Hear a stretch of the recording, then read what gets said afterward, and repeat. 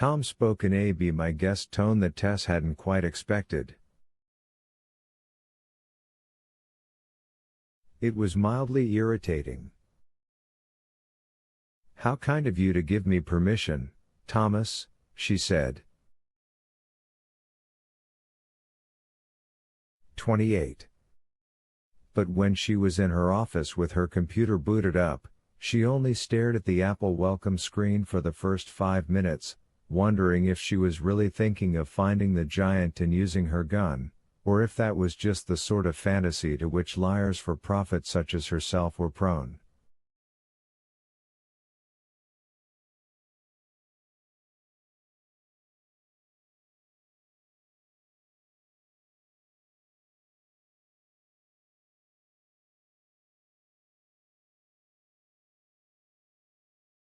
A revenge fantasy, in this case. She avoided those kinds of movies, too, but she knew they were out there.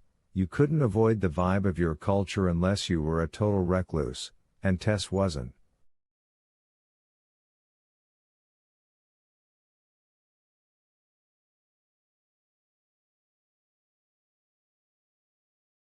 In the revenge movies, admirably muscular fellows like Charles Bronson and Sylvester Stallone didn't bother with the police, they got the baddies on their own.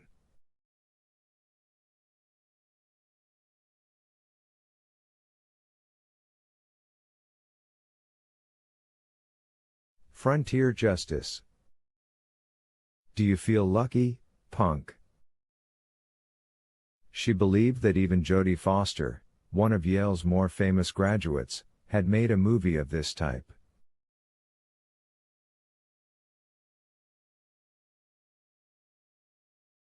Tess couldn't quite remember the title. The Courageous Woman, maybe?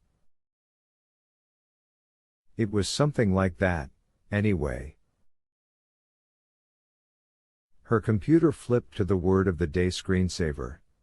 Today's word was cormorant, which just happened to be a bird.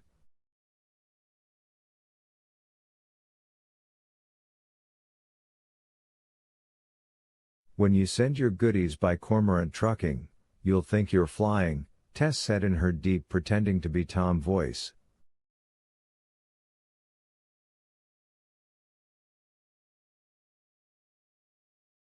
Then she tapped a key and the screensaver disappeared. She went online, but not to one of the search engines, at least not to begin with.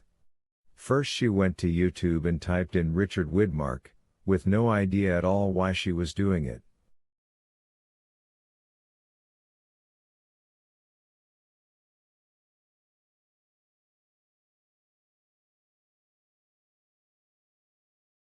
No conscious one, anyway. Maybe I want to find out if the guy's really worthy of fanship, she thought. Ramona certainly thinks so. There were lots of clips. The top-rated one was a 6-minute compilation titled He's Bad, He's Really Bad.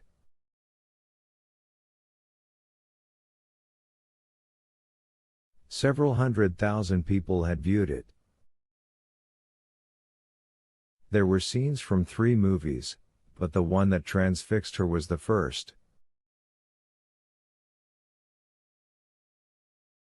It was black and white, it looked on the cheap side. But it was definitely one of those movies.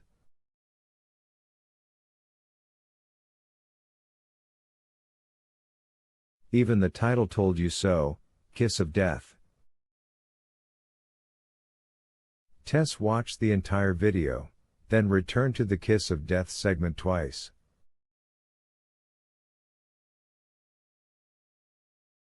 Widmark played a giggling hood menacing an old lady in a wheelchair. He wanted information. Where's that squealin' son of yours?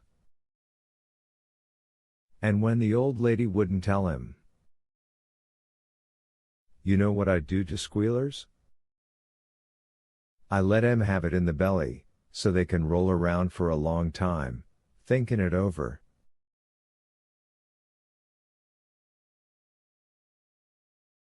He didn't shoot the old lady in the belly, though. He tied her into her wheelchair with a lamp cord and pushed her down the stairs.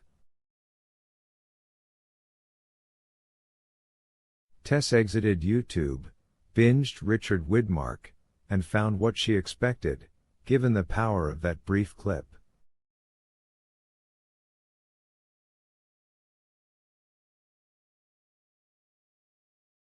Although he had played in many subsequent movies, more and more often as the hero, he was best known for Kiss of Death, and the giggling, psychotic Tommy Udo.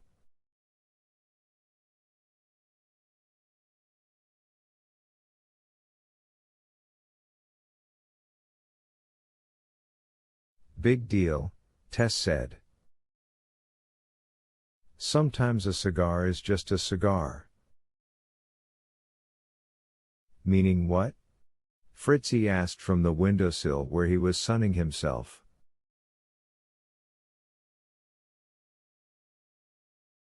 Meaning Ramona probably fell in love with him after seeing him play a heroic sheriff or a courageous battleship commander, or something like that.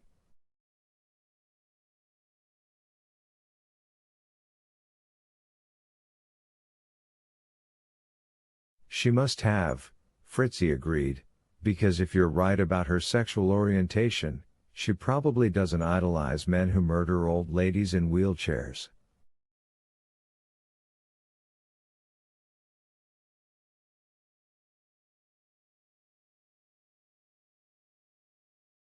Of course that was true.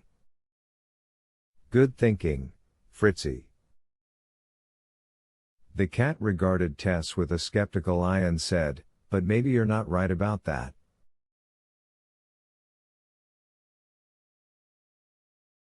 Even if I'm not, Tess said, nobody roots for psycho bad guys.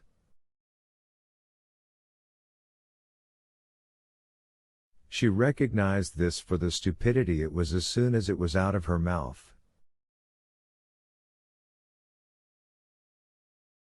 If people didn't root for psychos, they wouldn't still be making movies about the nut in the hockey mask and the burn victim with scissors for fingers.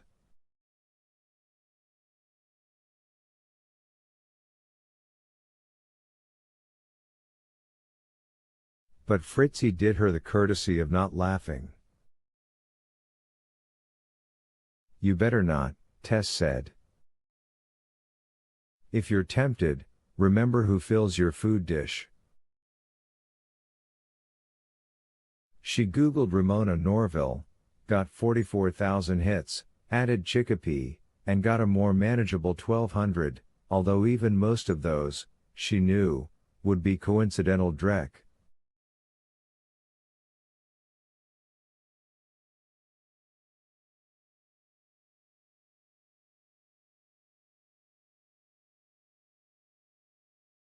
The first relevant one was from the Chicopee Weekly Reminder, and concerned Tess herself. Librarian Ramona Norville announces Willow Grove Friday.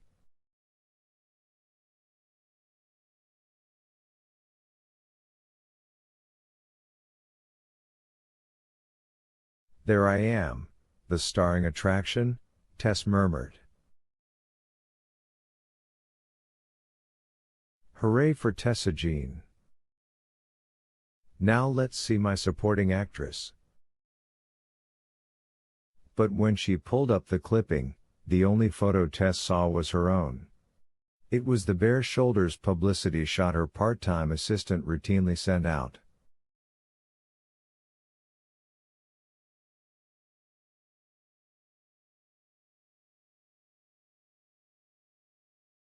She wrinkled her nose and went back to Google, not sure why she wanted to look at Ramona again, only knowing that she did.